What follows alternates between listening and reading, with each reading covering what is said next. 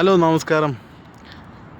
സ്ലോവാക്യയിലുള്ള ആളുകളൊക്കെ പ്രത്യേകം ശ്രദ്ധിക്കണം. ഇവിടുത്തെ ന്യൂസിൽ വന്നിട്ടുണ്ട്, ഇവിടെ കോൺട്രാക്റ്റ് ഇല്ലാതെ വർക്ക് ചെയ്യണവർ വോൾട്ടൊക്കെ ഓടുന്ന ആൾക്കാരൊക്കെ ശ്രദ്ധിക്കുക.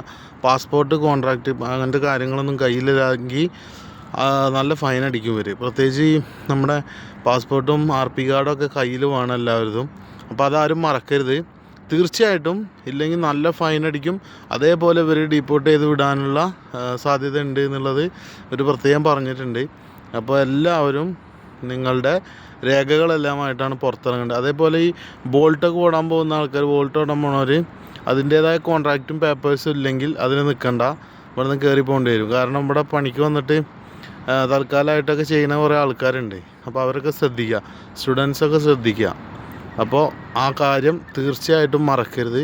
എല്ലാവരും RP കാർഡും കാര്യങ്ങളും കയ്യിലെടുത്തിട്ട് വേണം പുറത്തിറങ്ങാനായിട്ട്. ഇവർ നല്ല ഫൈൻ അടിക്കുന്നുണ്ട്, ഇവിടുന്ന് ഡീപ്പോർട്ടും ചെയ്യുന്നുണ്ട്. അപ്പോൾ അതെല്ലാവരും ശ്രദ്ധിക്കുക.